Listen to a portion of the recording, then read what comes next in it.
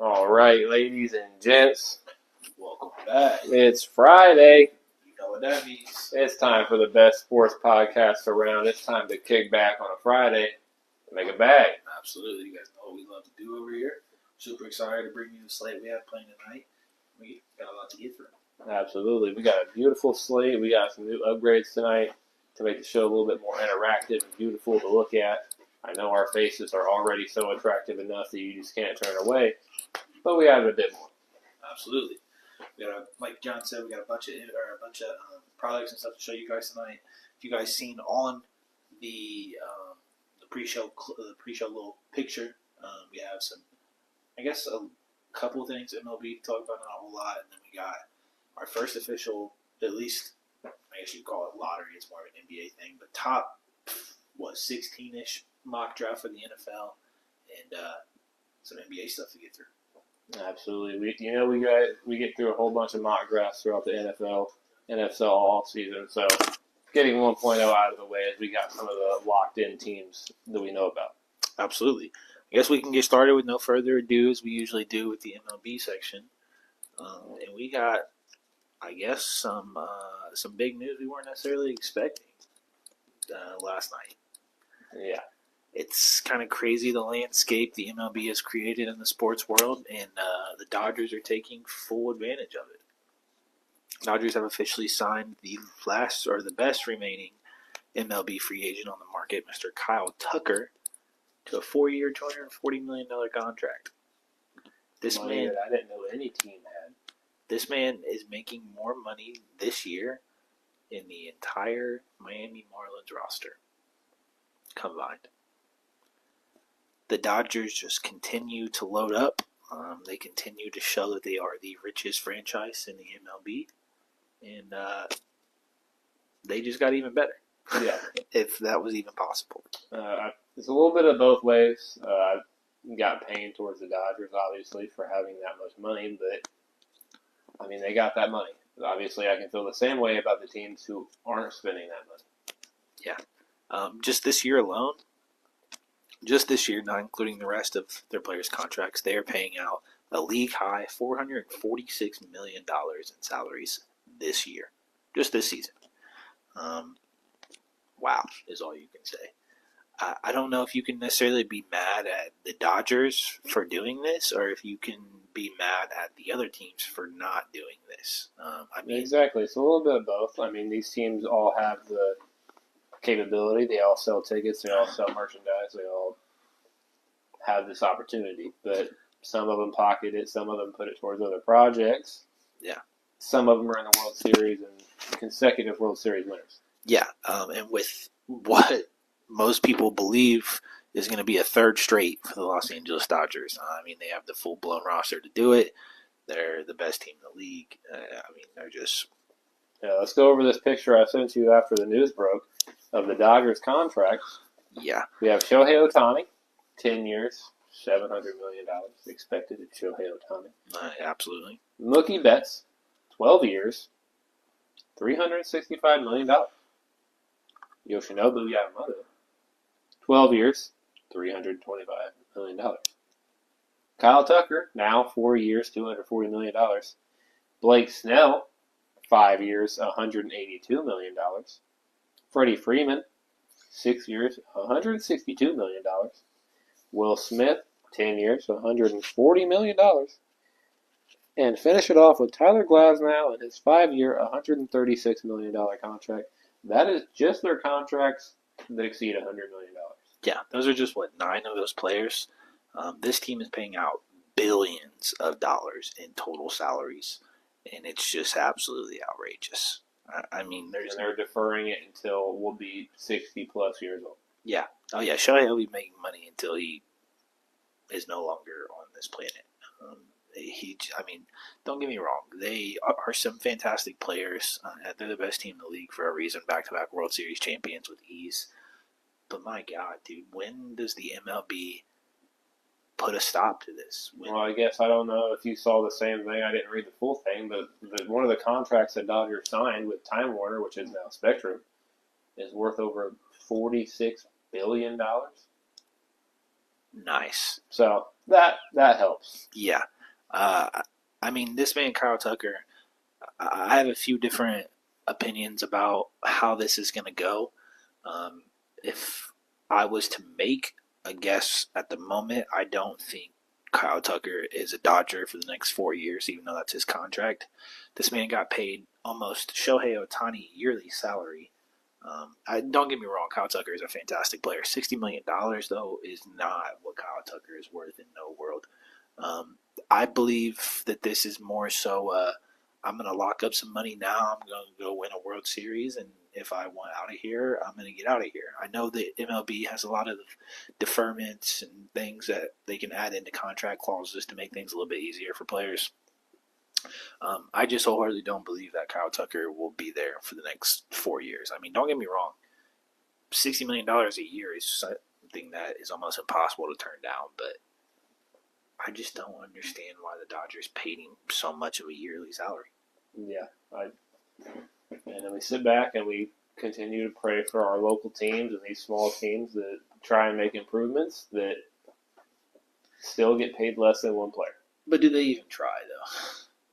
I mean, exactly. It's like we don't know how to feel. I don't know if a little bit of both. Feel bad. Yeah, they have all the opportunity in the world to go out and do things like this. You gonna tell me the Reds couldn't offer this man $60 million a year? I mean, maybe not. You know, to be real, we're not a huge market franchise, but still, Kyle Schwarber, $125 million. And it still wasn't enough. What else have we done with that? Yeah. Where'd the $125 million go? Buying tickets for themselves because ain't nobody else gonna be in the games. Exactly. Oh man, I've said it all season. Admin's going to be stressed trying to post all 12 home run clips when there's also 12 fans in the stands. Yeah, you thought watching athletics games were bad last year with nobody in the stadium. Just wait till you see a Cincinnati Reds game this year. It's going to be almost similar. Unfortunately, speaking of the Reds. Speaking of the Reds. Yeah. John's going to pop up a graphic here on the screen for you guys. Started things off with one of the things that happened a while back. J.J. Bleday. Absolutely. Outfielder from the Athletics now, Cincinnati Red. Pierce Johnson, a relief pitcher from the Braves. Caleb Ferguson, a relief pitcher that was part of the Pirates and Seattle. Yeah. Brock Hurk, who we just picked up last night in a 3-team trade, the Angels, to get rid of Gavin Lux as well. Absolutely. And then Dan Myers, outfielder from the Marlins. Yeah. But positive news, I didn't get to send you this part yet or talk about it. If we want to count this as positive, they did ask Nick Kroll, about adding a bat after this latest move about Gavin Lux.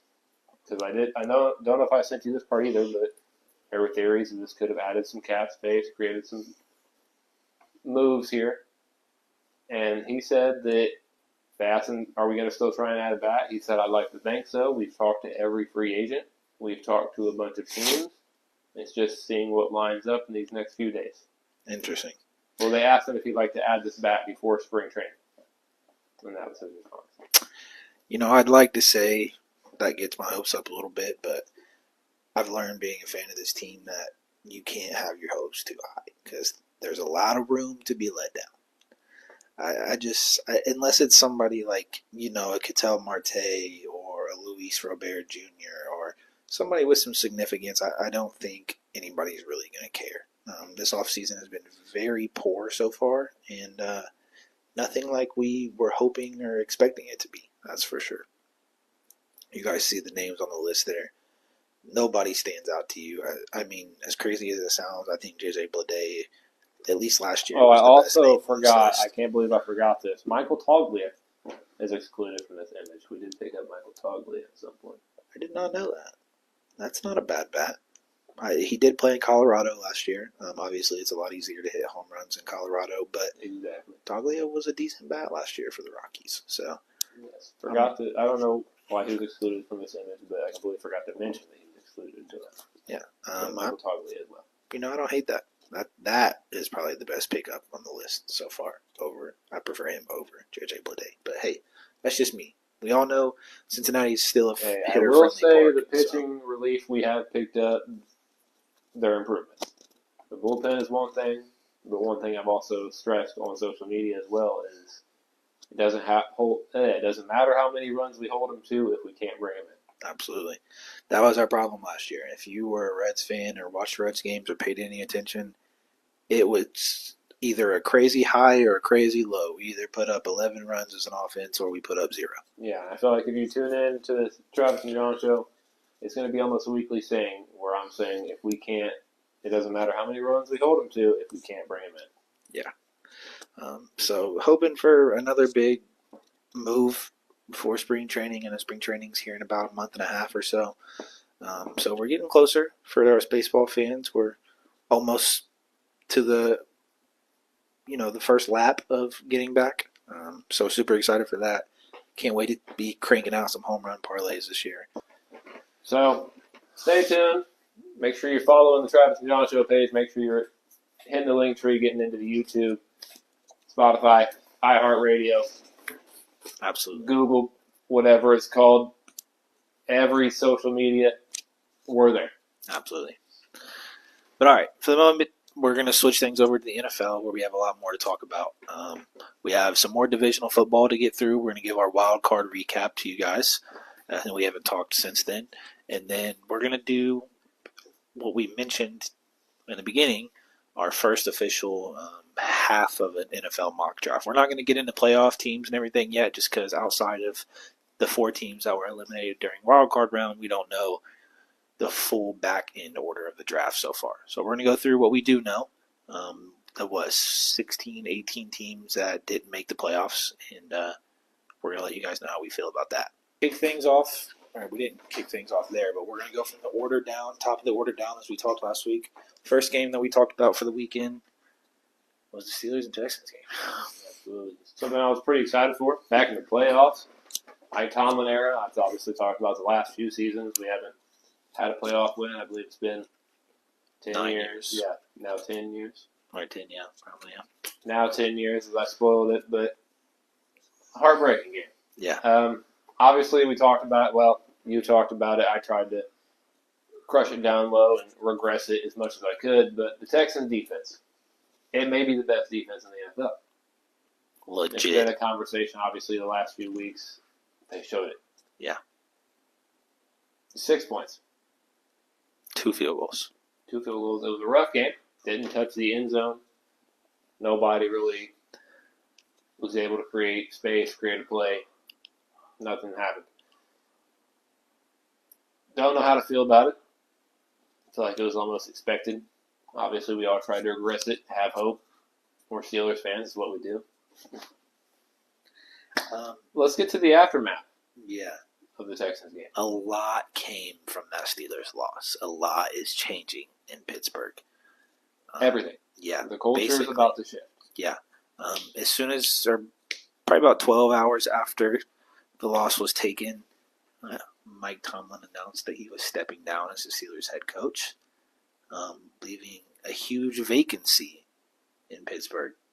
18-year tenure, the longest reigning head coach in the NFL.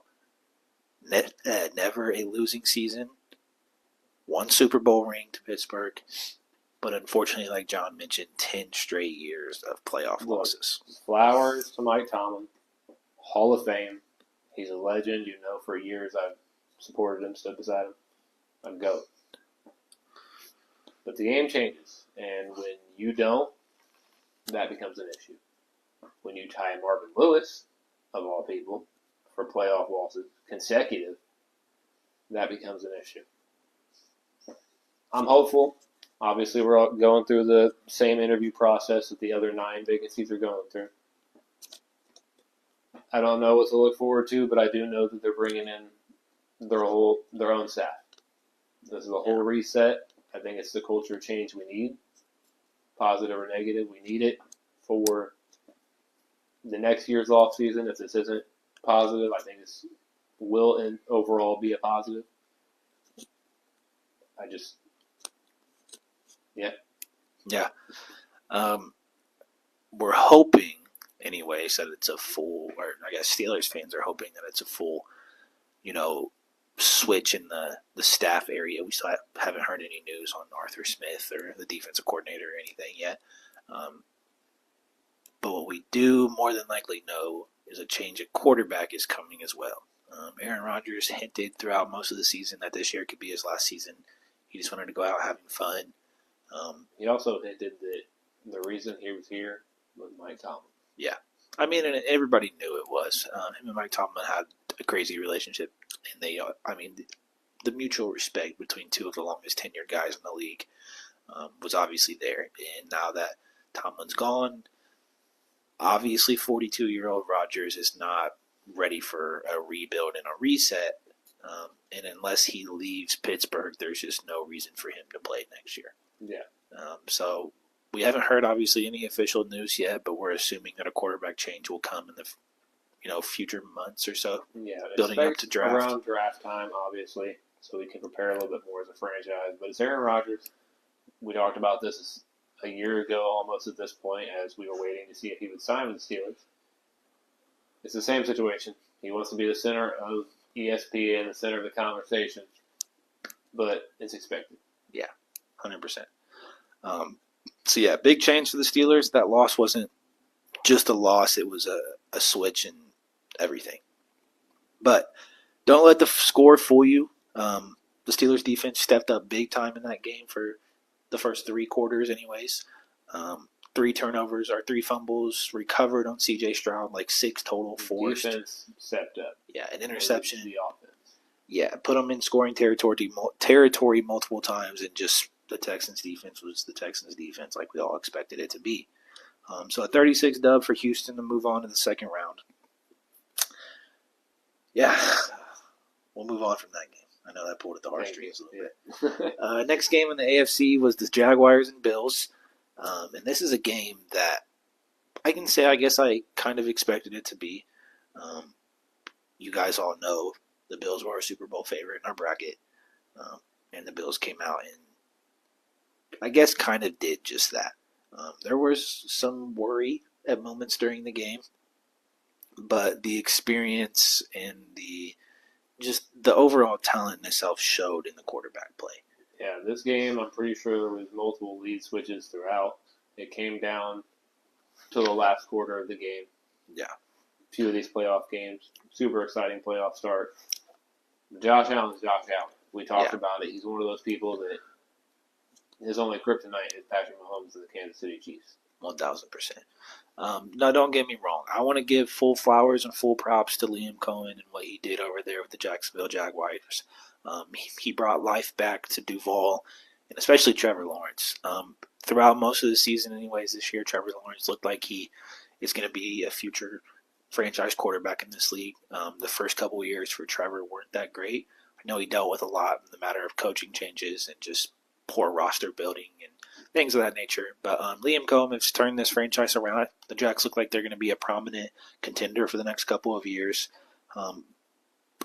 But pulling Josh Allen and the Bills in the first round was just not what was best for them. Josh Allen is on his tour. This is his chance to go even be in his first Super Bowl, let alone win it.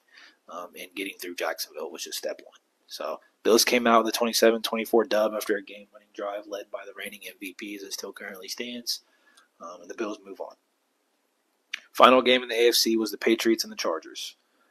This game, through the first 3 quarters, was the most boring game of any game in the wild card round. This game was awful to watch. It was not fun for viewers or bettors. And it was just a crap show. Justin Herbert was sacked, 7-8 times. The offensive line looked horrible. Herbert had a concussion, a broken hand, a sprained ankle. I mean, he had everything possible out there. He got hit so many times. And the Patriots offense struggled for most of the game. Drake May and them boys had a couple explosive plays this year to really solidify this, but didn't look great. I will say that. But they do top with a 16-3 dub. Yeah.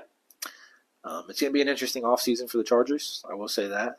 It looks like Jesse Minter will probably have a job elsewhere at some point, and obviously have fired their offensive coordinator, so a lot of changes coming in that staff, and hopefully it's that offensive line for you Chargers fans, because that was atrocious.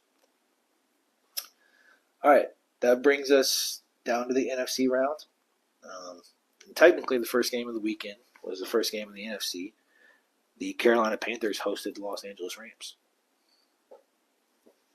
I told you, Bryce Young got something in it.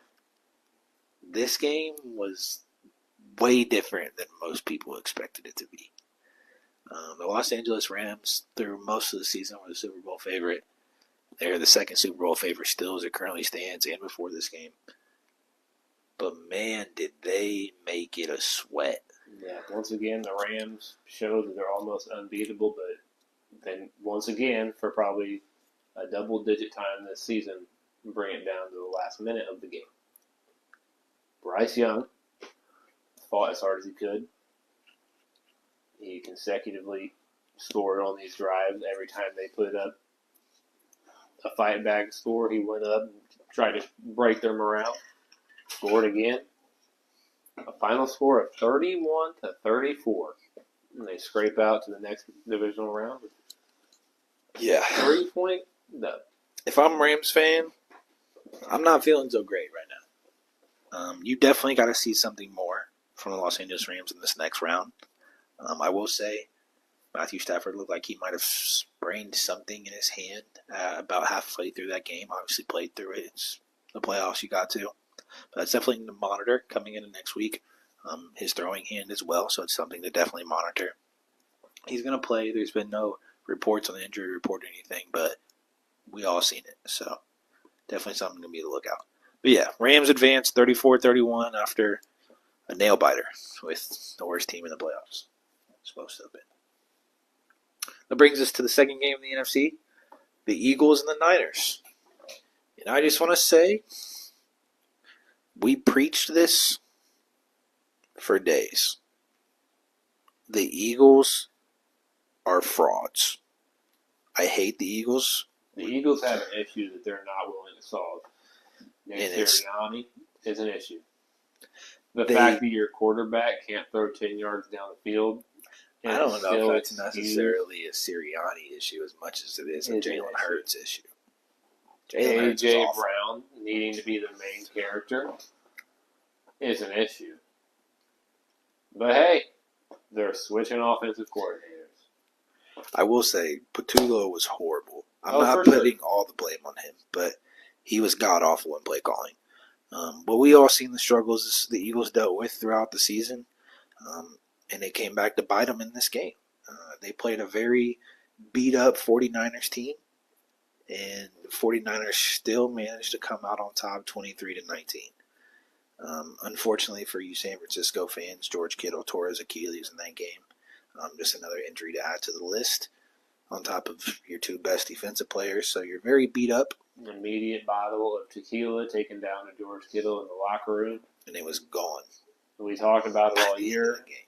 Injuries have been an issue for the 49ers. For years. They were healthy for about a quarter. If that. I mean, I don't even know if I'd give it that. Unfortunate for those guys, but obviously coming out with W is what mattered. You knocked the Eagles out, which no more. If you were a football fan, you all saw this coming. The Eagles have been awful this season. We all questioned it last season. It was just all about win. Yeah, I was all over the Niners. We were all over the Niners. My parlay was all over the Niners. The Eagles were not ever getting past the first round, no matter how beat up the 49ers were. Absolutely. I had the Steelers as part one of my Super Bowl matchup. Future bet. It crashed early. The second crash, Bears and Packers. A team I doubted coming in.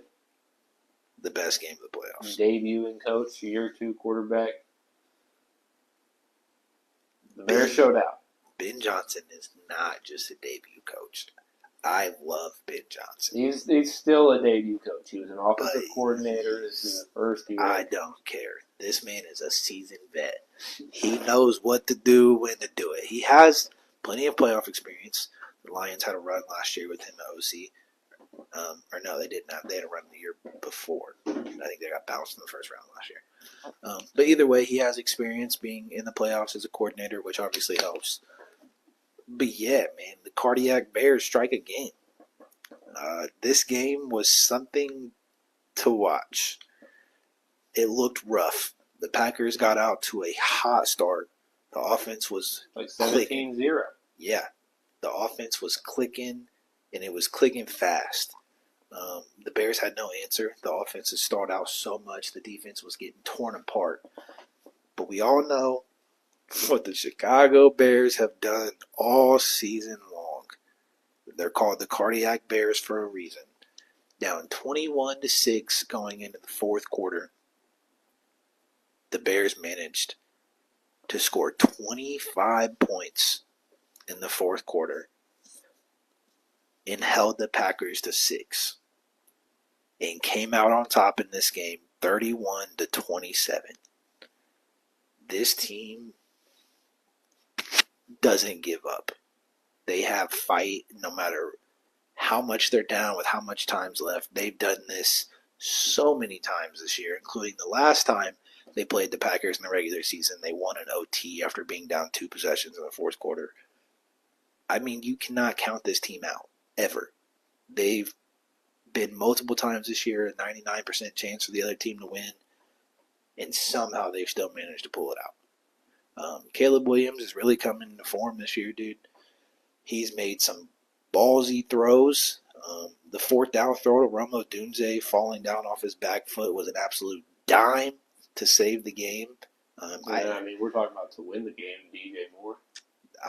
Listen, I have nothing bad to say about Caleb. I've been a Caleb Williams fan since he was drafted. I think this kid's going to be fantastic.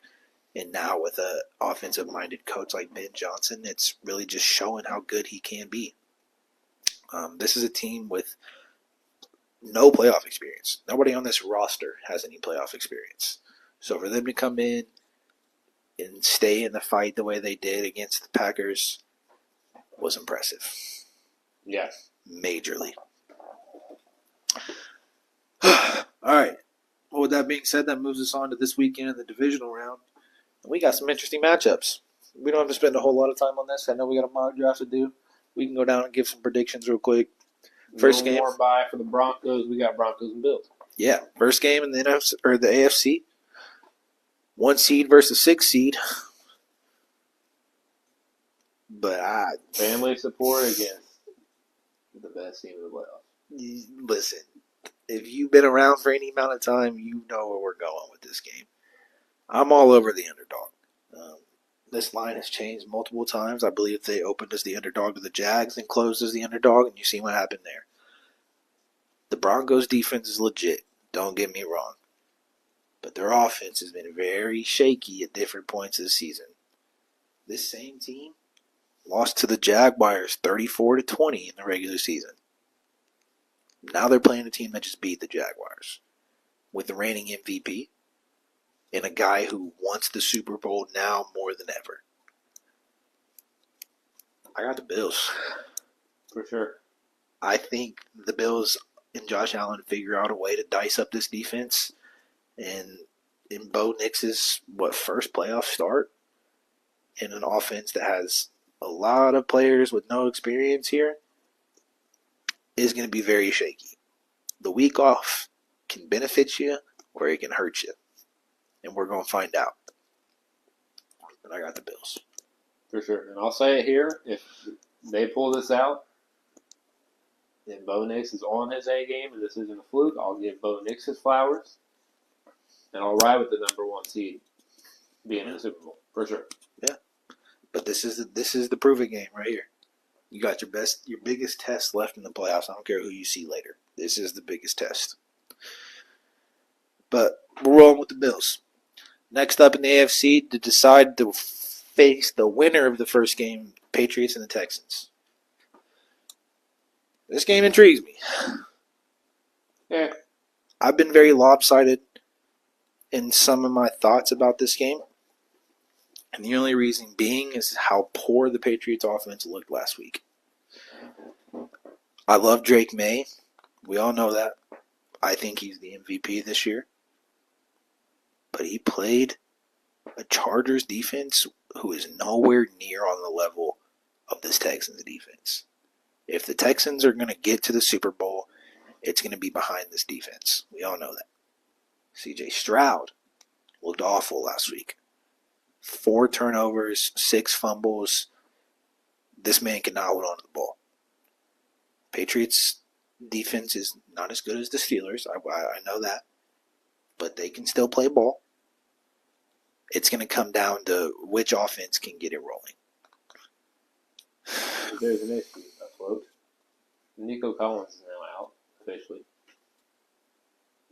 Yeah, which hurts the Texans a lot. Christian Gonzalez is not on the injury report anymore, so he will play. Clear concussion protocol. 10 concussion protocol. I got the Patriots, man. I know a lot of people. They're going to make it in the next one. I know a lot of people are on Houston. I know a lot of people are. But I just don't think that offense. That score is not what it should be. No. We shut the Texans down until our defense finally gave up because our offense was hot dog water. Horde. Yeah. I think if Drake May can come out and find a rhythm this week, he's going to make plays against this defense with his feet. They're not going to be able to contain him the whole game. I got a Drake May versus Josh Allen conference championship. Absolutely. Let's slide to the NFC. Seahawks, 49ers. Sam Darnold coming in at about 50%, dealing with an oblique injury. He will play, obviously. 49ers roster coming in about 50%. Yeah. But I will say one thing. As beat up as that 49ers defense is, they played ball last week. They won them the game last week. Come up with 2 huge stops on the Eagles. This game in the regular season was interesting. It was a 13-3 ball game. 49ers couldn't get anything rolling. Seahawks have a good defense. I don't think it's going to be the same story this week. Brock Purdy, CMC, Juwan Jennings are going to have to find something. This team has been on fire. Yeah. And the problem last time they played the Seahawks was CMC didn't get nowhere near the amount of touches he usually does. You got to get Christian McCaffrey involved this week, and I think if they can ride the coattail of McCaffrey, I can see the upset. I know, like we said, we had a Bills and 49ers Super Bowl. If they can beat the Seahawks, they will be in the Super Bowl. Let's say until these teams aren't in the playoffs, that prediction rides. Yeah. I got the 49ers. Absolutely. As big as an underdog they are. Bears and Rams. Listen, I don't know. This is the one game I don't know. I can't. I don't know. This is the hardest game to pick for me. You want to say the Rams. I think statistically and roster-wise, they're the better team. All love to my girlfriend's family. I know they're diehard Bears fans, but the Rams have the better roster. They have more than likely the league MVP, the best receiver, second best receiver in football. I like Jamar Chase a lot. But the way they looked last week worries me. But man, bro, I don't care how much the Rams are up in this game. The Bears are never out of it. They're playing in a cold weather Soldier Field this week, where Matt Stafford is historically not that great. We're a stupid suit. He learned that from Detroit. I saw that. Obviously, the Bears have the advantage in this game weather-wise. They play in Soldier Field all the time. I don't know, man. I mean, everything in me wants to say the Rams. It's another road game for them, though. They struggled with the Panthers. I think the Bears are way better than Carolina. I don't know who you got.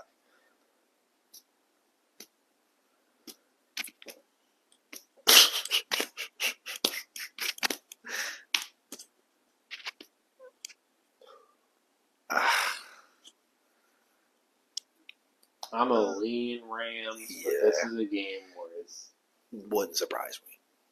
Either way. Yeah. This is a coin flip. Yeah. I think I'm also going to lean Rams, but I wouldn't be surprised to see the Bears win this game. All I know is if the Bears get to the conference championship, I'm going to have the time of my life in this house. Yeah. So there it is. We're going Bills, Patriots, 49ers, Rams for our picks for the divisional round. We'll see how well we do there. I believe that's the picks on my bracket as well. I just want to mention my personal bracket is 100%. 6-0 in a wild card round. Or 4-0, I guess. Or no, it was 6. Yeah. Whatever. Nonetheless, perfect bracket. All right, ladies and gentlemen. Those are our divisional round picks and our wild card recap. We're going to slide things over and we're going to get into this mock draft so we're not taking up too much of your guys' time. So once again, Las Vegas Raiders on the clock, pick number 1. you're in desperate need of a franchise quarterback, Geno Smith was never the answer. It was just Pete Carroll's dude. Pete Carroll's out now, though. New coach coming in. Obviously, Tom Brady going to have some input on this pick. Why not take who everybody wants you to take? The Heisman Trophy winner, national championship champion. The Raiders have to go Fernando Mendoza, the 101. No questions asked. Obviously, national championship game coming up with Oregon this Monday, or Oregon. Miami. We already settled that one. With Miami this Monday. So, results with that one to be settled, but I think the results of the 101 have been locked in for months now. Yeah. I mean, everybody knows it's coming. Every mock draft. Another one that's pretty set in stone, obviously, as a few top ones will be, the Jets. You think this is set in stone? I think it was before the recent news. Dante Moore has declared he's going back to Oregon for another season. Oh, not the pick. I meant like the team. Oh, yeah. Not the pick. Yeah. I don't think there's a quarterback you can take at the 102. I think at this point you take best available. I think Dante Moore was the pick here for months, even though IU exposed this man. But I just don't think there's another quarterback in this range that you can take a chance on this early. No, without being scrutinized for the rest of your career and probably fired within a year. Yeah. Front office wise. Yeah. I think I love Caleb Downs, but 2 is way too early for a safety. Yeah. I think there's a lot of good edge rushers on the board here. And there's one that's kind of climbed the board a lot lately. Yeah. I think this is Arvell Reese. Absolutely. Edge rusher out of Ohio State, like John said, he's climbing the board a lot. I think when the combine comes out, he's going to show that athleticism as well.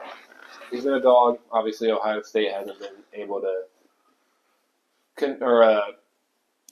I forget the word I'm looking for here, but been able to showcase themselves in the college playoffs. Right. But Arvo Reese has been climbing the boards throughout mocks and everything else lately, and I think when the combine comes up, it'll be solidified at number 2. Yeah, but this pick could go a couple other places as well. It's really just best player available at this pick. You needed a quarterback, you're not getting one. And also the biggest asterisk here is if it's the Jets. Yeah, this is definitely trade down potential now for these guys with no quarterback in hand. That brings us to pick number 3, Arizona Cardinals. There's a couple different ways they could go here. Like I said, there's a few decent edge rushers at the top of the board here. I still think it's too early for a safety. As much as I love Caleb Downs, I don't think he goes top 5. I don't know if we've seen many safeties ever go top 5, unfortunately. Cardinals could always use help on the defensive end. I think this guy, at some point at the beginning of the season, was projected the number 1 pick. We've seen edge rushers go number 1 a couple times. This dude's fantastic. Unfortunately, Fernando Mendoza gets to see him this weekend.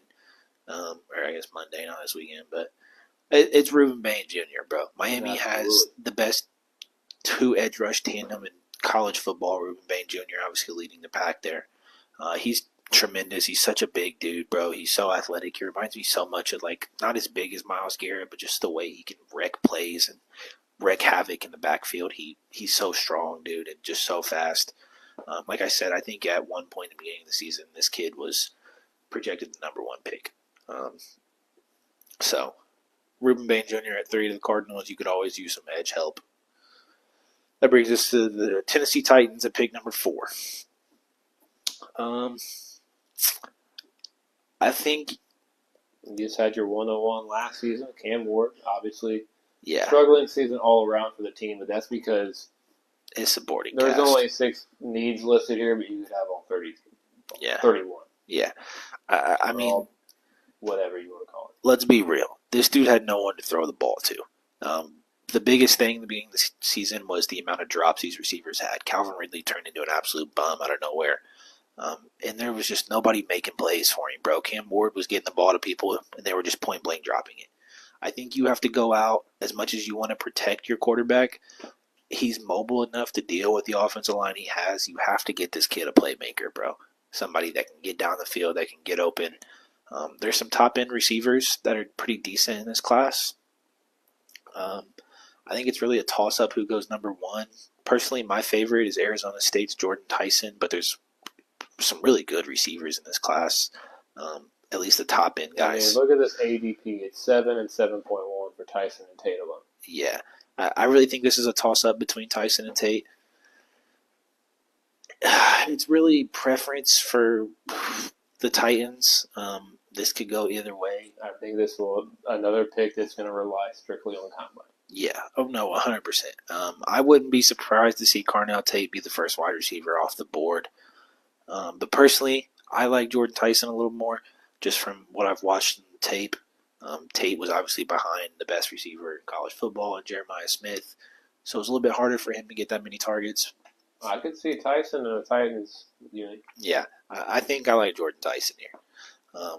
Arizona State product going to help out Cam Ward in the wide receiver core. Will come in and be the immediate wide receiver one. That brings us to the Giants. Now, you're building a good core. You just went out, we didn't even mention it, but they went out and got John Harbaugh, fired from the Baltimore Ravens, brought into the New York Giants, and he has a base. You got Jackson Dart, you got Cam Scatterbo, you got Malik Neighbors, you got Abdul Carter. The biggest thing going into next year, though, you got to fix Jackson Dart's tendencies to pass more than he runs. He was in concussion protocol way too much last year. Malik Neighbors has came out and said he doesn't know if he'll be ready for week one. Wan'Dale Robinson's a free agent as it currently stands. That leaves you needing a receiver. The Giants see Jordan Tyson come off the board at pick 4. Like I said earlier, I don't think this is a super deep wide receiver class. The first 6 or 7 guys are really good. No pun intended there. But like we just said, Jordan Tyson, Carnell Tate are a toss-up. The ADPs are almost the same for a reason. I think they take whoever's left here. Absolutely. In our draft, that's Carnell Tate from Ohio State. You pair Tate with a healthy Malik Neighbors with Jackson Dart and Cam Scatterbo, and John Harbaugh's got him something to work with. Absolutely. We got a team who doesn't know who their head coach is. Shedeur Sanders ended up running the helm through the latter part of the season last year. Obviously, Deshaun Watson, due back healthy-wise and contractually, unfortunately, obligated. Have to keep him. Yeah. So, what do we do? I think there's a couple options here. I know I mentioned Caleb Downs falling a lot. Not a lot. I mean, Sticks is still crazy for a safety. But when we're talking top-end talent on the board here, they don't need a running back. Obviously don't need an edge rusher. I mean, I guess you could pair someone beside Myles Garrett, but it's not your biggest need. Defensive tackle you just drafted last year. What else we got on here?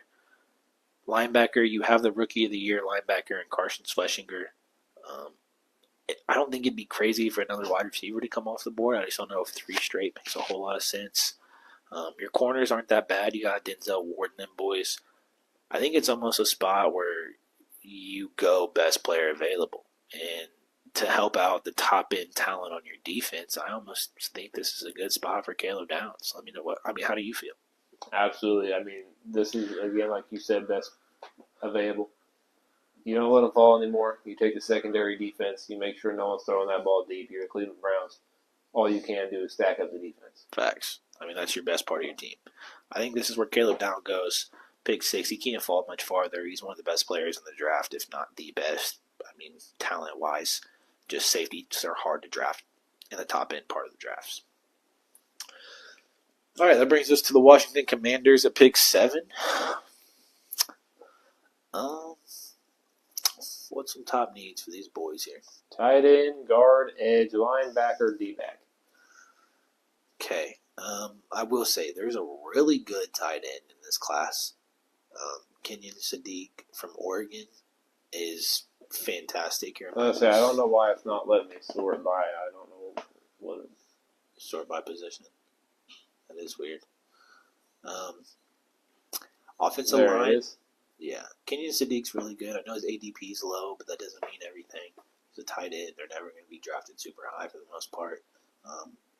We seen 2 guys last year get drafted in the top 15. Both are fantastic, and Tyler Warren and Colson Loveland. They've both been great this year. Obviously, you're hoping for, your quarterback in the future to stay healthy. I wouldn't be surprised to see them go offensive line here. I just know the line this year isn't great talent-wise. I think it's I don't know. This is tough. I think it's either. Oh, there's filter positions. Oh yeah, there you go. I think we either go offensive line or tight end. Or maybe I wouldn't hate defensive line either. There's still some good edge rushers on board.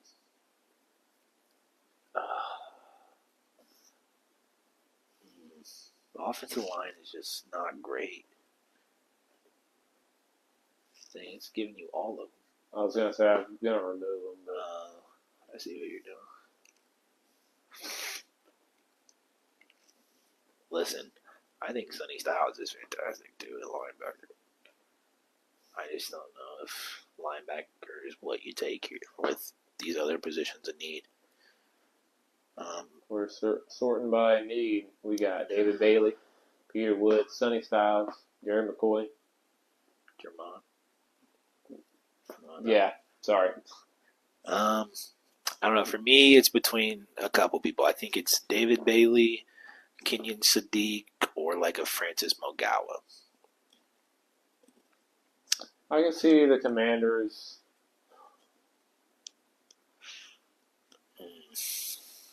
I can see them trying to figure out the tight end of free agency. I just don't know where they go. Then I think it's 7 scares me for a tight end. I think it's. I mean, their defensive line isn't that great. David Bailey's not a bad pick. Or I think you go maybe even like a Peter Woods, but they do still have like Jonathan Allen and them boys. Sonny Styles isn't a horrible pick, like I said. I just think 7's also early for a linebacker. I can see David Bailey here. Yeah, I don't hate that. We all know the Commanders used to base their team around their edge pressure. Obviously, that's not a thing for them much anymore, but they need help on the defensive end. Your offense, for the most part, position-wise, is pretty solidified for next year. We're pick 8. Personal take here. Listen, where I want to go is what we're not going to do. I already know this. Alvin Kamara is getting very old.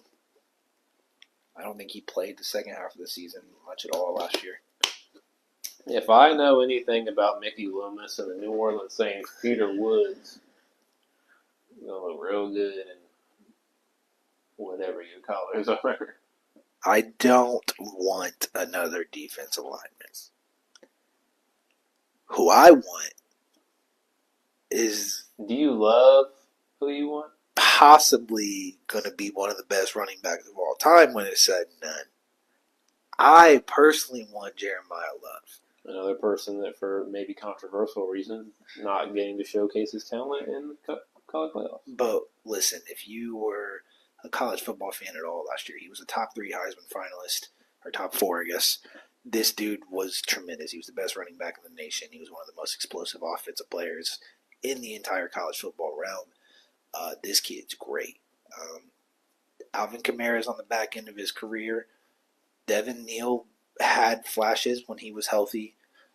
But outside of that, there's not much running back wise. But I just know, as a Saints fan, they're not going to give me what I want. This is 1.0. The first one. Where are we going? Where are the Saints going? I want Love. You ask me where I'd go, I'd draft Jeremiah Love. I think as much as it pains me, I think Kamara's a trade candidate this offseason.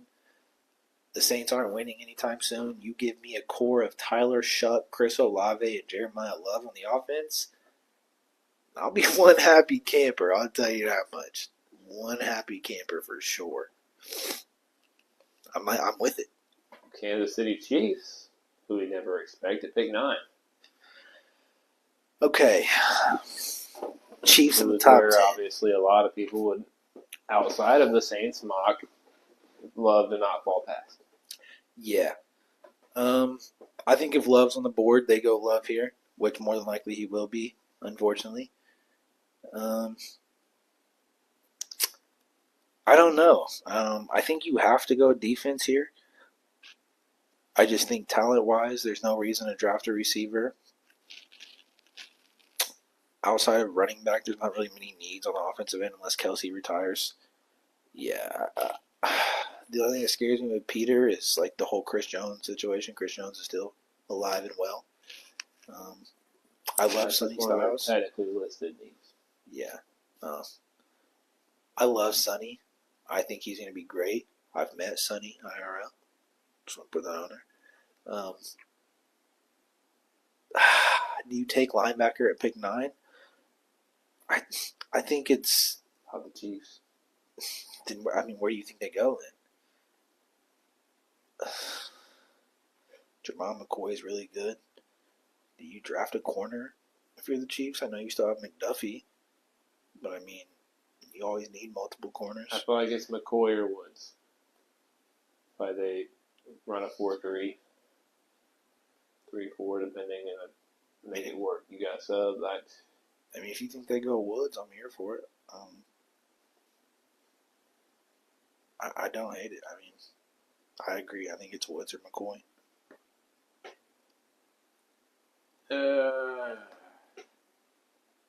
We go Woods. Woods is on the Chiefs. All right. 1.0. Obviously, yeah. This is just addition 1. Things will change as we get deeper. Bengals at pick 10. Jamal McCoy.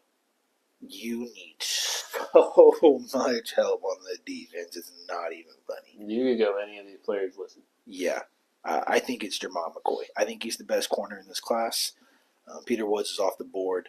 Sonny Styles still just scares me being a top 10 pick as a linebacker. I think he's going to be fantastic, but just positional-wise, you have to go defense.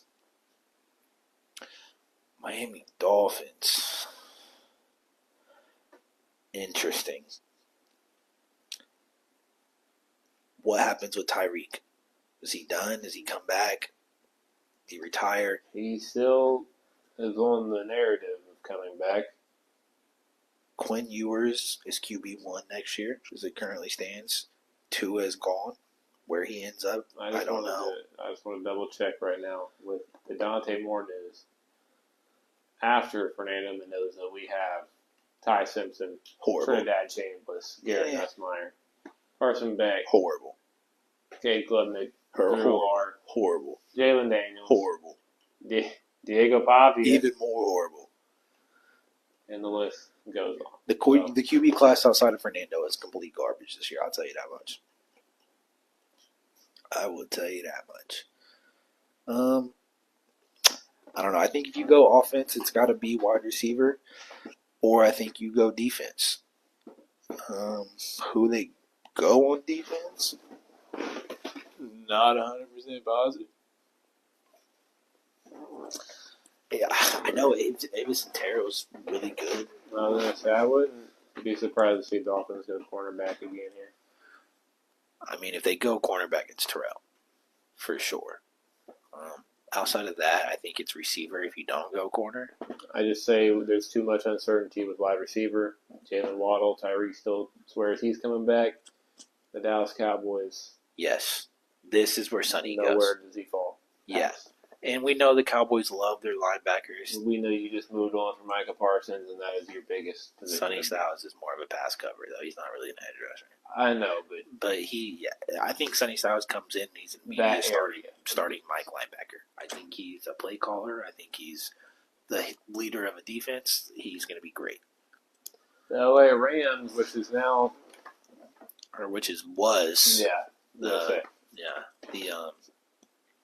Falcons. Yeah, Jesus. Good thing of the name. We know they don't. Is QB their top need on there? Are we serious? What it says. Are we so serious? Yeah, I think it's tackle for sure. I think personally for me, it's Mogawa. But if it's Fano, I'm also not surprised. But I think Francis Mogawa is best tackle for this draft. Unless Mogawa just gets destroyed next week. Which he more than likely will. Yeah, 100% will. 100% agree. All right. The Ravens. You got to go. Listen, you got to go defense. It's defense or receiver. Zay Flowers is your only usable receiver, but the defense was atrocious this year. Kyle Lemon's still here. Kendrick Falk. I mean, Thor. Listen, I really think this comes down to what kind of a coach you sign. I think if you sign defensive-minded coach, they go defense. I think if you sign offensive-minded coach, they go offense. You could go either way. I know on paper the Ravens have a fantastic defense, but they just did not perform. The edge rushers aren't that great. You traded away Odafe Owe, who had a lot of potential. I mean, outside of him, I don't know who else you really have on the D-line that has potential. I think it's Mekhi Lemon or I don't know, or the edge rusher, Keldrick Falk. I think it's one of those two. I think you can't go wrong either way. I mean, do you need? They need another receiver. Let's be real. But do you? Mekhi Lemon, the problem is he's the same build as Zay Flowers. He's 5'11", fast. Yeah, you're right.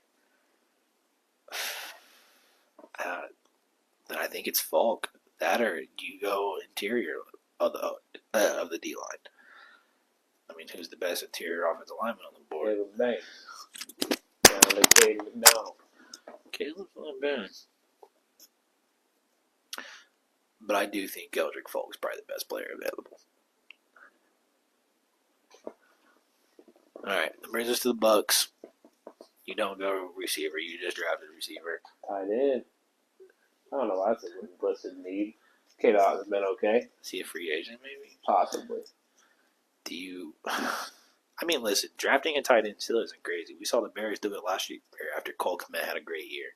You seen how it worked out for them. I think Kenyon Sadiq's going to be fantastic. He's the best tight end of his class. Who was that? Jets. What are you pointing at info? Sadiq would look real good. And I think they either go Sadiq or maybe even a Ty Simpson at this point, just ADP wise. I'm not a Ty Simpson guy, but the Bucks.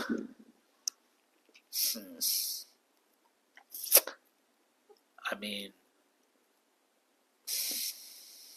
if you think Kenyon fits better, I mean, they did just draft Mason Taylor, though. I don't think the Jets go tight end again next pick, right?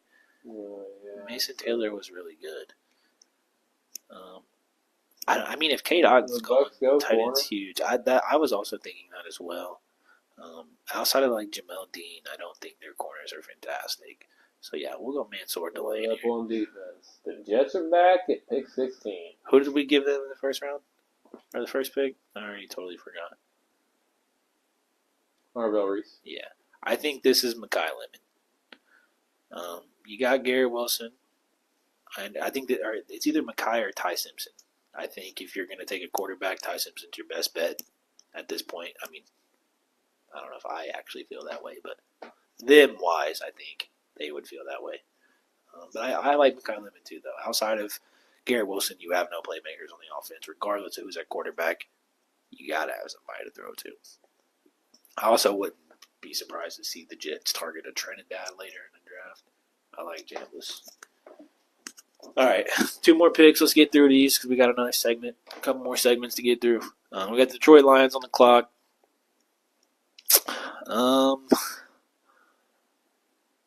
This would have been a good spot for a corner. I know Terran Arnold wasn't the best. I wouldn't be surprised to see them go O-line here too, though. Yeah. I mean, if they go O-line, it's Spencer Fano for sure. He's loading up that O-line in Detroit. Yeah. Then the Vikings will close us out for Mock Draft 101 before we get into these playoff teams. The Vikings, who's some of the running back? Is there another first-round caliber running back? There absolutely is. Mark Fletcher. Mark Fletcher here? I don't think he's in this. Possibly not. I think he can return. Outside of Love, it gets way worse after that. Yeah. And there's some decent names down. Jadarian Price is the third best after. Yeah, I'm not a Jadarian Price guy at all. Not a big fan. what, center and DB? I mean, I'm going to say right now, if Mark Fletcher declares and he's on the board, it's going to be Mark Fletcher. I wouldn't be surprised. I do like Mark Fletcher. Go down that board a little bit. I don't think you obviously don't need receiver.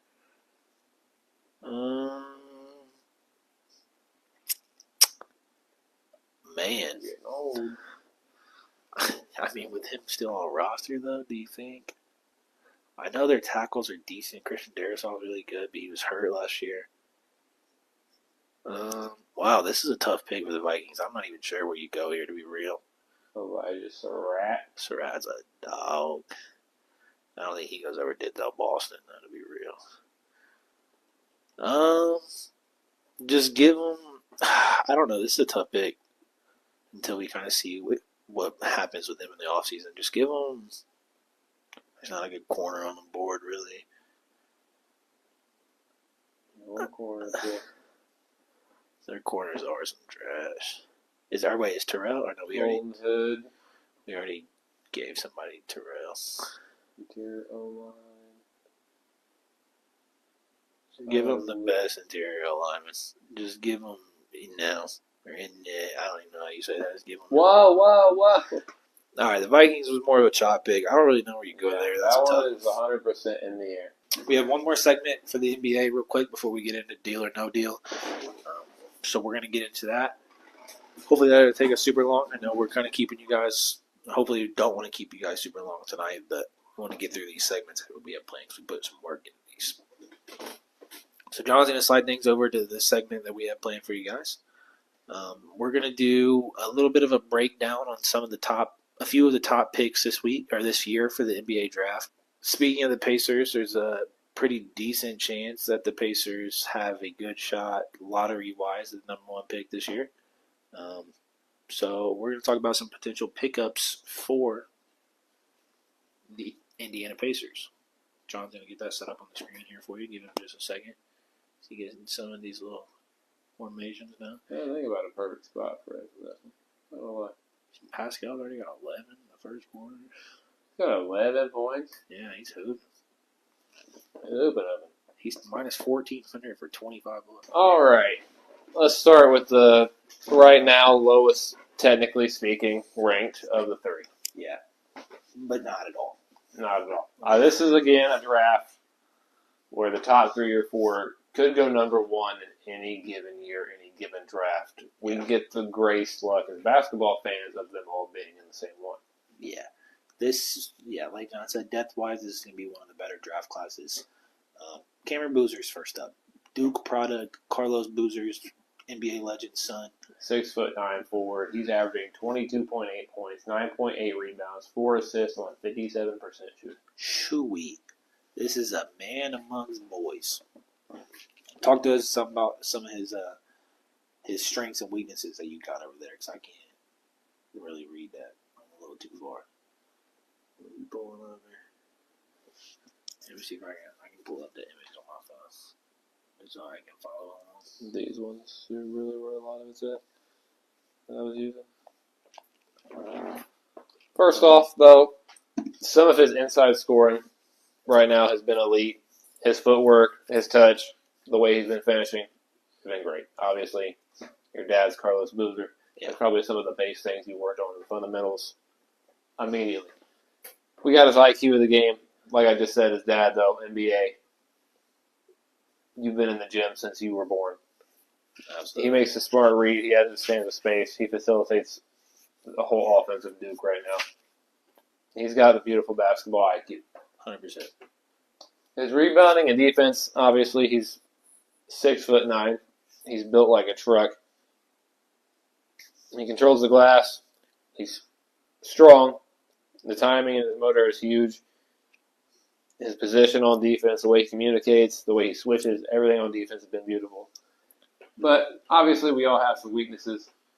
His identity on the offense, it's up in the air. He's sometimes inconsistent. We don't know. Pulling up contested threes.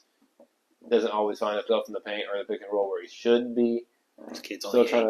Yeah, exactly. On the image, 18 years old, the youngest of our three that we're going to mention. Still trying to find himself. And then athletic limits.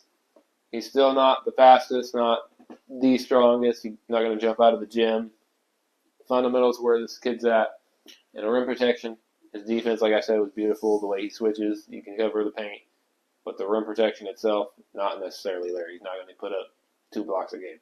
Right. But this kid has all the potential in the world. Like I said, he's only 18 years old.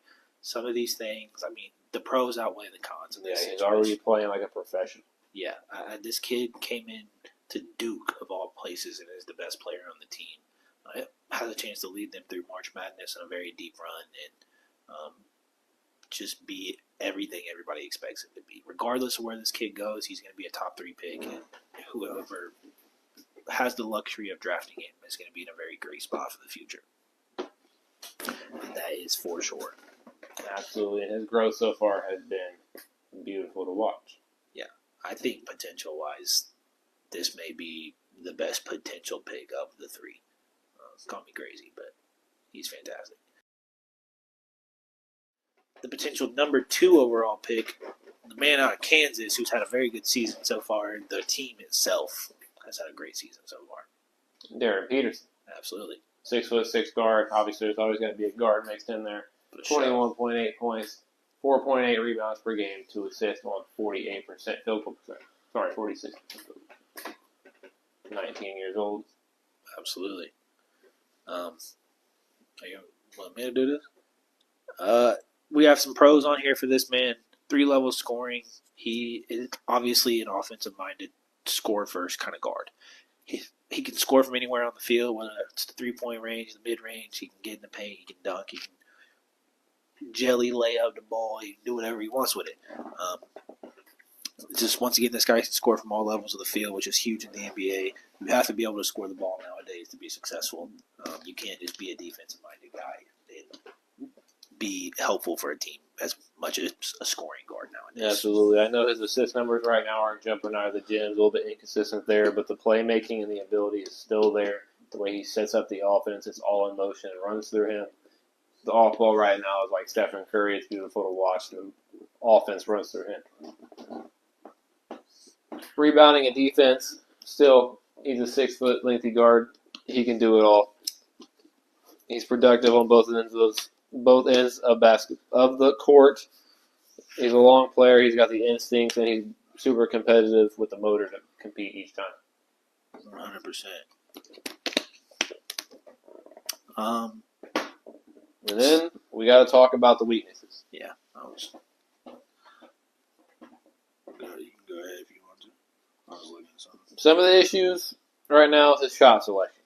Shooting 46%. He's settling. We got contested jumpers. He's not looking for the easier play every time. Still just trying to find himself as a player. And his foul discipline sometimes a little hard to watch. He's got to control himself on that end of things as well. And then consistency, obviously, up and down on both ends. 3-point consistency is one of the top things. Obviously, all of these players are rookies. They're still trying to fit in today's game of shooting from 40 feet every time you shoot the ball. But here and there, the numbers are not where you'd love them to be. Yeah, unfortunately. But still, these weaknesses are things that these guys can fix. They're still very young, 18, 19 years old. You haven't got to the NBA level of things yet where things can change. You hit the NBA level, some of these coaches and some of the just routines and stuff that you go through will help a lot of this, especially shot selection. They'll narrow that down hard for you in the NBA. So, once again, the pros outweigh the cons. Top 3 pick. This kid's going to be great. Yeah, absolutely. All these things that can be coached. Yeah. All right, our last of the 3, any of these players could be favorite lined up any way you'd want them to be in your big board. My favorite. AJ Evanson. This kid's great. 23 points per game, 7 rebounds per game, 3.7 assists per game, 56% from the field, 6'9" forward. This guy's great. There's no other way around it. The biggest pro, athleticism and size. He's 6'9". He moves like he's made of water. Obviously, ironic to say that. We're almost 70%, but my man is fluid, up and under his everything. He put on a windmill dunk the other night. Haven't seen anything like that since Zion. This kid is the most NBA ready of anyone in this draft class at just 19 years old. There were some talks. I know Cooper Flagg has been talked up to be one of the best prospects we've seen in a long time. There were some talks that AJ DeBanza was going to be even better. This kid, I think, regardless, as long as he doesn't just plummet the rest of the season, is almost a solidified at least number one overall. Absolutely. He can attack the rim. He can hit mid-range. He can create his own shot. Still working on the three. His versatility all around, I mean, it's great. Obviously super competitive. He's got one of those motors, and he's a leader. Something you'd love to see. Unfortunately for everyone, we all have weaknesses. Offensive inconsistency, obviously. Sometimes the shot selection, sometimes the outside shooting is not where you love him to be. Ball handling and playmaking, we've had some turnover issues and handles with the game. Some things that all need to be coached. And then defensive inconsistencies, unfortunately. But these are things, once again, as I mentioned with the other two, that will be cracked down hard once you get to the league.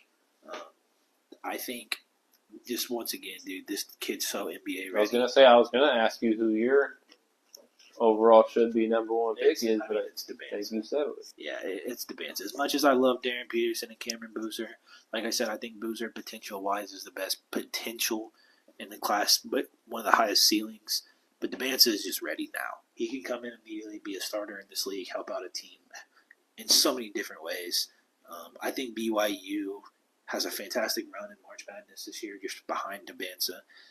This kid's going to be fantastic, dude. I love this kid. Look, we're going to hit our knees and pray. We're going to cross our fingers. We're going to look up to the stars, and we're going to see or hope that the Pacers get the number one overall pick.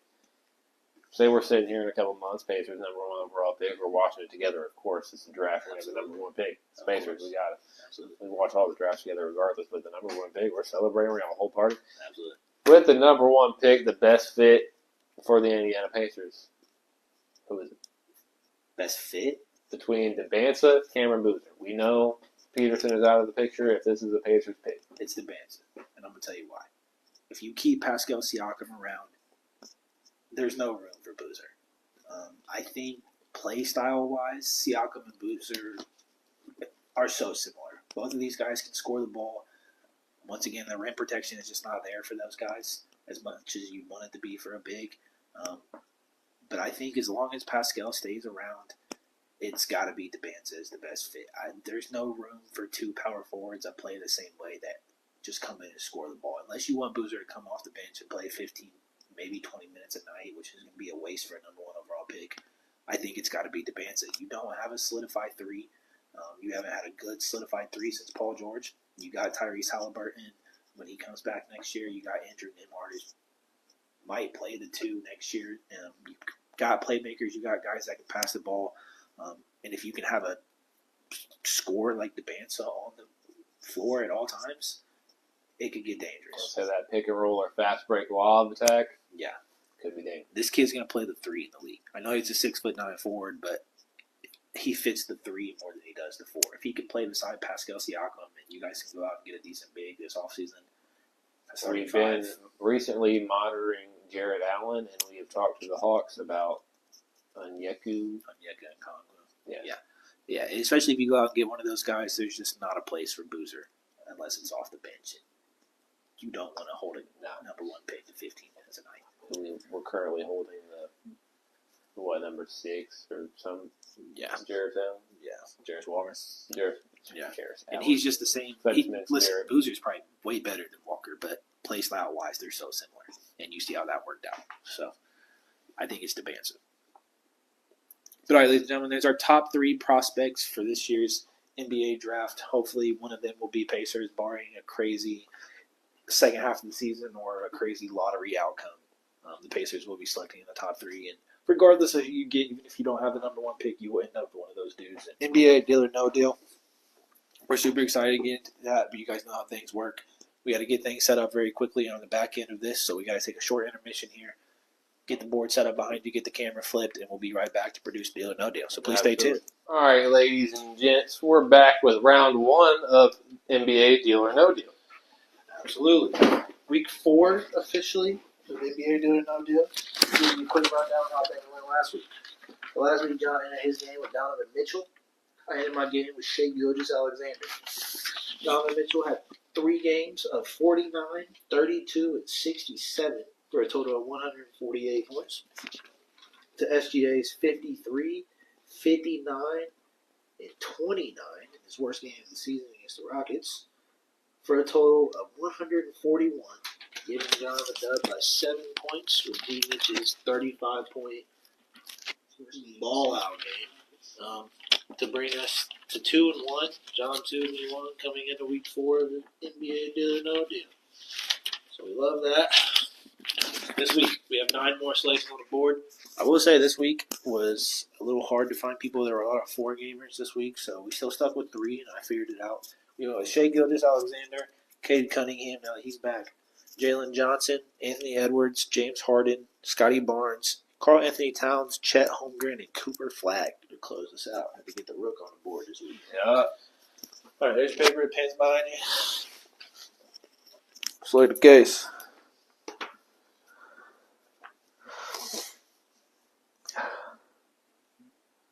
Four. Wow. I think if I was yours. Give it a case 2.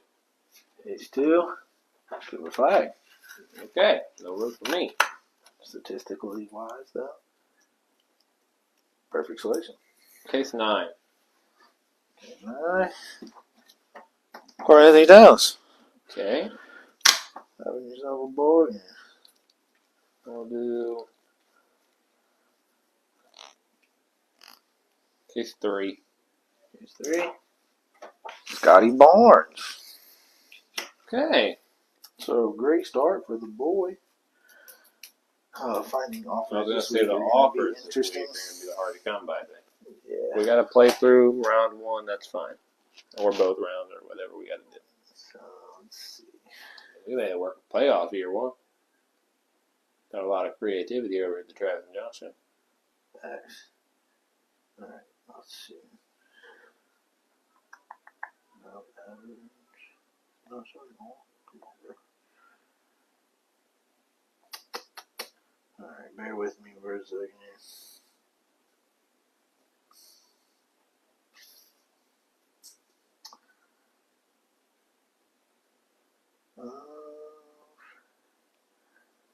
Double check some games.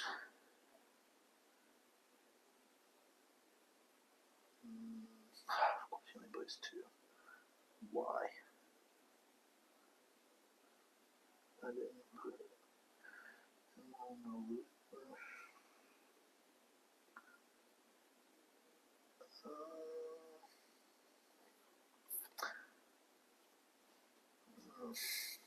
Well. Yep. We're in the dig in the depths this week. For sure. Will he be back on? Yeah. Okay. This should be fine. Alright. We got one for you. You got one for me, do you? First offer. The teammate of one of the dudes you still have on your list. Mr. Kawhi Leonard. Ooh, Who he has been been snapping lately. hooping for real. Facts. Love Kawhi. I bet on him the other day. What's snapping? Kawhi bet Harden. I thought about betting Harden. No Kawhi.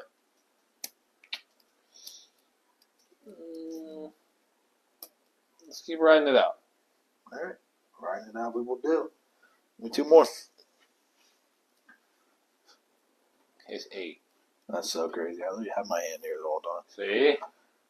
Cade Cunningham. First One big statistically hitter. speaking. Case 1. Cade SGA. Yup. Yup.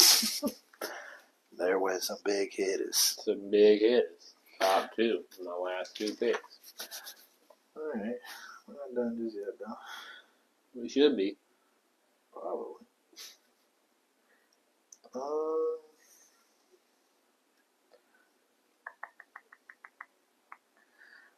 Let me check again.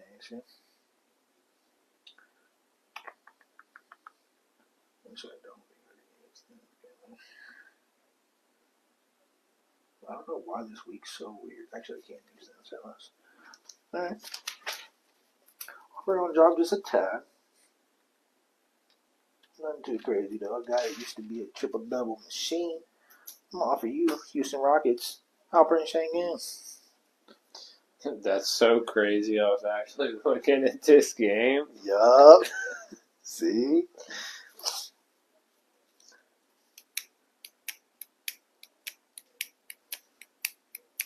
How we feeling?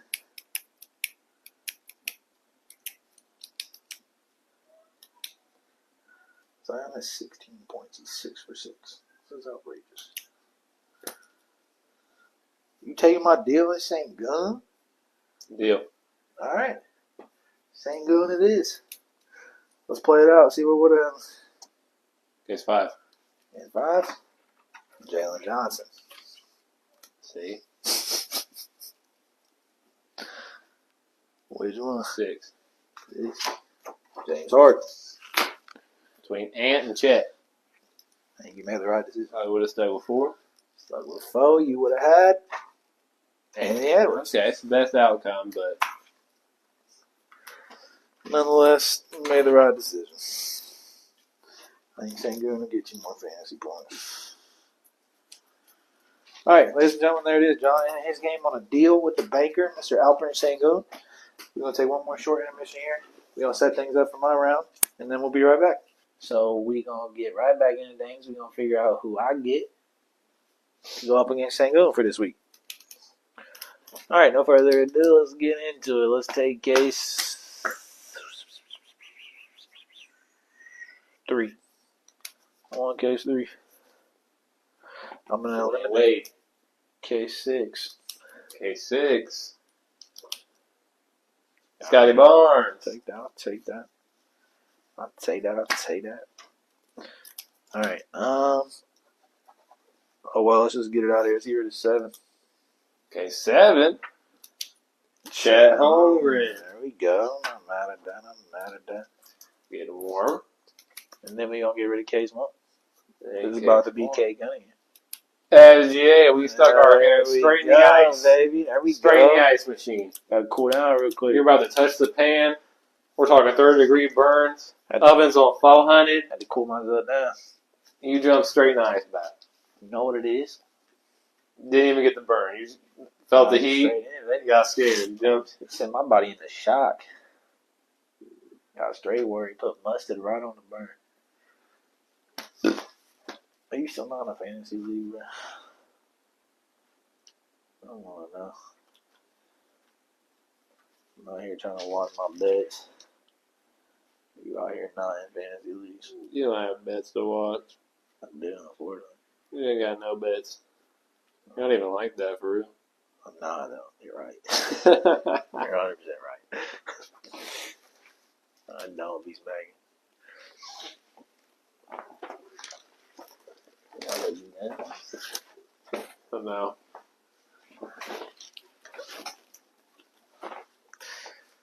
I was looking at my board. I was like, you ain't got SGA, you ain't got Cade, you ain't got Jalen Johnson. I don't got SGA, though. That's all right. I had him last week. I didn't want to run it back. I want Cade low key. High key. I want Cade. High key? Cade would be cool.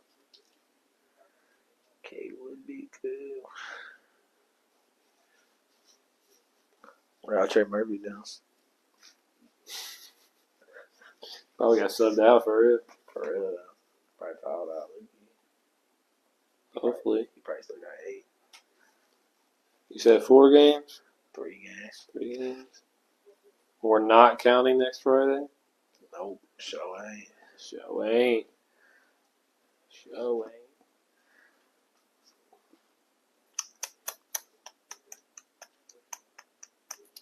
May have been less of an enticing pick last season. Maybe not. We got Jaylen Brown, the 101 for the Boston Celtics. Okay.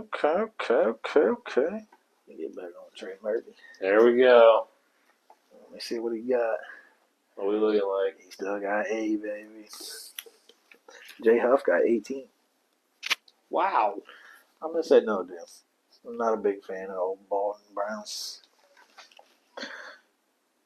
We going to play on. I want you to know, instead of James Harden, who I had clicked, this got Jamal Sheet on my slip. Nice. He's got 3 assists, though, in the first quarter. There you go. That's what's up. That fit the smack, though. I don't know how James Harden going to do, but he got 3. There you go. That's all that matters. J Huff got 18 and 7. That boy hooping. Hooping. All right, let's get rid of case 9. Case 9. Not messing with it. James Harden. Speaking of, see, it's a sign. Weird. He not about to hoop. He's not about to hoop. Let's get rid of case. Case 5. Case 5. Should have kept it. Yeah. Jalen Johnson. Should have kept it. I really read it. I said it. See, as soon as you said it. All right. There you go, bro. Still got Cade. No Jalen Johnson, no SGA. Back down to Ant. No Harden, no Barnes. I don't want Ant, bro. Where the other one? You eliminated 2. What'd you do with the other one? On the flow. I don't know how I got on the flow because I didn't put it on the flow. Don't come with me. Just offered me like Luke. I'll take Luka's 3 worst games of the foe that he play. I won't take his best one. Take Lucas' 2 best. Word? The last. Deal. Mad deal. Saturday, Monday, Tuesday. Give me half Thursday. of Luka. Give me half of Luka. I don't need 4 games. Yeah, I feel like everybody, there's so many games on Thursday. I don't know what's happening on Thursday. But See, 3 games, huh? Popping. Give me half of Luka and I'll take it. 3 games. Whatever Luka get, cut in half. I'll take it. Only 1.25 Bradley Beals. I don't even think he plays anymore, to be real with you. He played a single minute in a minute. But he got the pills, baby. Give me Trey Murphy. Give me 2 of whatever he does tonight. He's only about to go for 11 points. He only played 2 games. He gonna hit a 2 How is that possible? before halftime. And then he gonna get fouled right out the third quarter. Hit 1 free throw and not score the rest of the game. Trey Murphy gonna hit with 11 points. They played 2 games. I don't even know. That's what I'm saying, bro. Just don't even offer me nobody. I probably ain't like 7 anyways. Let's move on. Let's play ball. One last check, and then we're just going Kevin Porter Jr. 2 games. Yep, just give me the paper.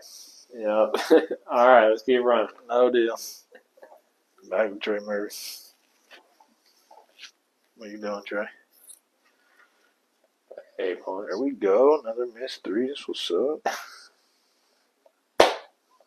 Yeah, he not getting 20. That's a good show. Get rid of 5. Case 5. Cat. There we go. And get rid of case 2. And case 2. Ant. Okay, so we're between Cade or Cooper Flag. Trey Murphy 3. Wow. There we go. That's what's up, baby. 11 before I. We're talking 50-50. I'm just going to keep 3. I ain't got sniped Cade. I had a good feeling about it. It's probably flag for real, though. It's probably flag for real, though. It's Cade. Yeah. What did I say, baby? I wanted Cade for real, though. Let's go, baby. Cade in 3. No deal on the blank offer. Flag on case 8.